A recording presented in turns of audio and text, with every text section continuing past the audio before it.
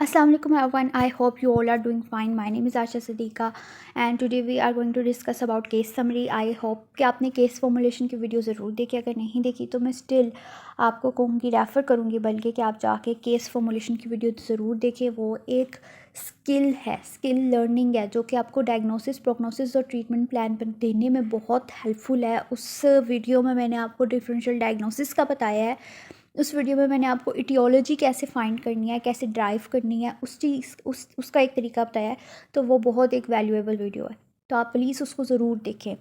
और अगर आप इस चैनल को सब्सक्राइब करें, लाइक करें और ये वीडियो आपने पूरी देखनी है क्योंकि इस वीडियो में भी मैं आपको एक केस समरी राइटअप का बताऊंगी. केस समरी राइट कैसे करते हैं. केस समरी एक्चुअली एक इनिशियल एक पेज लगता है हमारे केस स्टडीज़ में, जिसमें हम अपने केस को ब्रीफली एक्सप्लेन कर देते एक पैराग्राफ में. ठीक है, वो एक पैराग्राफ एक पेज पे ही आता है और काफ़ी ब्रीफ सा होता है.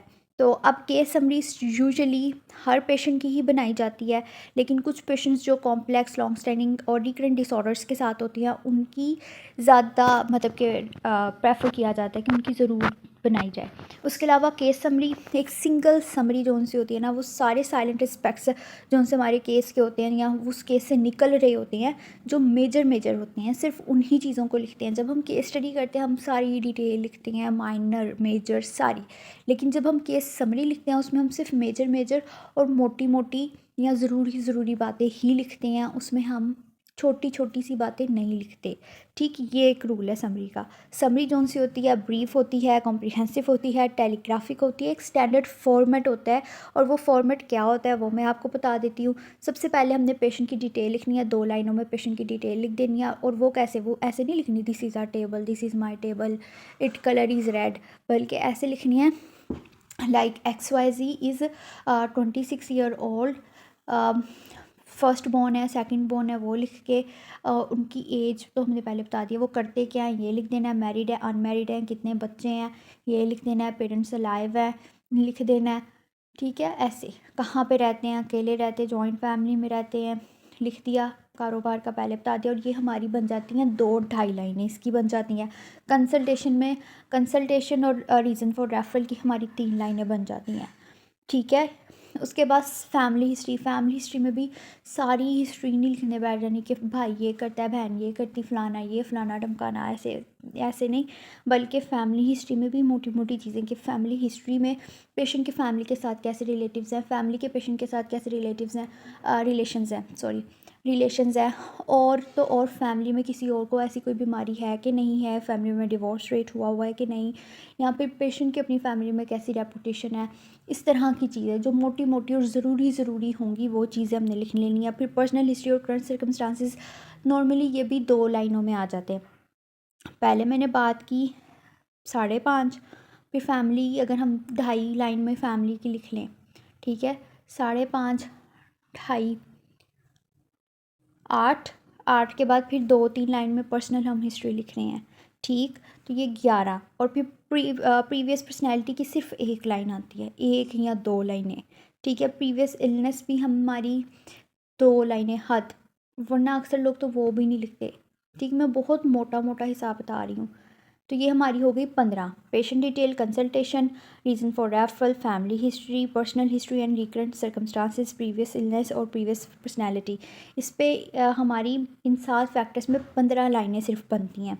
फिर अब 15 लाइनों के आगे हिस्ट्री ऑफ प्रेजेंट इलनेस के, अब ये जो इलनेस हुई है इसकी हिस्ट्री क्या थी. ये कह सकते हैं कि फ़लानी की जॉब छूट गई जी, फलाना हादसा हो गया, ऐसे हो गया, या फिर इसका ड्रग था, इसने ड्रग्स छोड़ दिए या ड्रग्स का ओवरडोज कर लिया. इस तरह की एक बस हिस्ट्री सी जो कि अमूमन तो 1 वरना फिर 2 या हद 3 लाइनों से ज़्यादा ये हिस्ट्री इलनेस, प्रेजेंट हिस्ट्री की इलनेस जो उनसे एक्सीड ही नहीं करती अगर करे नेगेटिव है. ठीक है, उसके बाद फिर हम असेसमेंट एग्जामिनेशन हम ऐसे लिखते हैं कि हम लोगों ने असेसमेंट्स के नेम लिख देने के, प्रोजेक्टिव टेस्टिंग में ये किया, ऑब्जेक्टिव टेस्टिंग में ये किया, डायग्नोसिस टेस्ट ये क्यों हुए हैं. और इंटेलिजेंस और स्क्रीनिंग टेस्ट अगर हमने कोई न्यूरो डेवलपमेंटल टेस्ट किया है एज अ स्क्रीनिंग टेस्ट, वो हमने कैसे रूल आउट किए.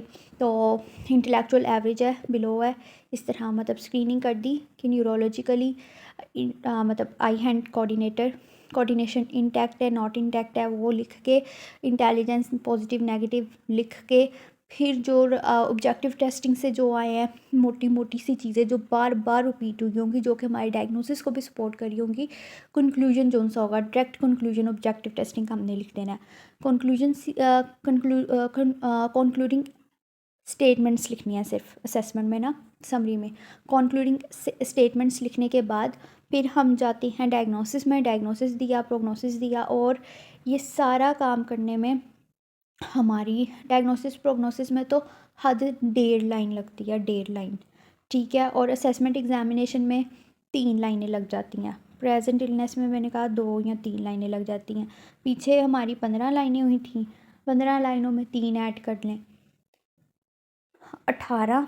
18 में अगर हम फिर 3 कर लें, 21। 21 में फिर हम 1 कर लें, ठीक है। 22, और 22 में ट्रीटमेंट प्रोग्नोसिस और फर्दर मैनेजमेंट ट्रीटमेंट की 4 लाइनें, सिर्फ 4। तो 25-26 हमारी लाइनें। और ये मैंने बहुत मोटा मोटा आपको हिसाब दिया है अभी लाइंस का।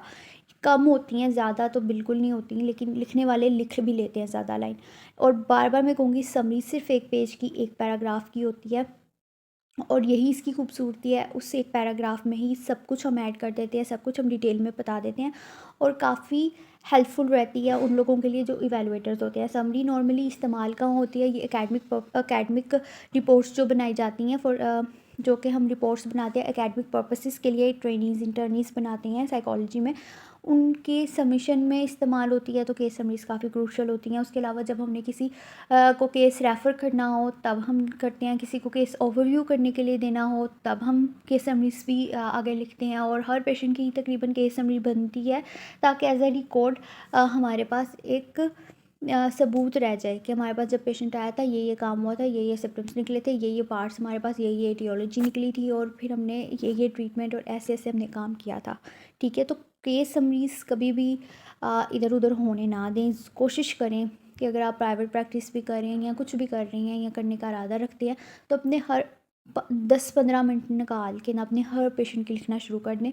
इससे आपको भी हेल्प मिलेगी, आपके पेशेंट को भी इंशाल्लाह हेल्प मिलेगी। नेम कॉन्फिडेंशियल रखने हैं आप, कॉन्फिडेंशियल रख लें, लेकिन ये काम ज़रूर करें। तो आई होप सो कि आपको वीडियो अच्छी लगी है, और अगर कोई कन्फ्यूजन है यू कैन आस्क मी। और अगर आप लोगों ने डेमो के तौर पे कोई समरी देखनी है तो उसके लिए मुझे कमेंट बॉक्स में ज़रूर लिख के बताइएगा, तो हम उस पर भी एक वीडियो बना लेंगे। तब तक के लिए मुझे इजाज़त दें। अल्लाह हाफ़िज़, टेक केयर।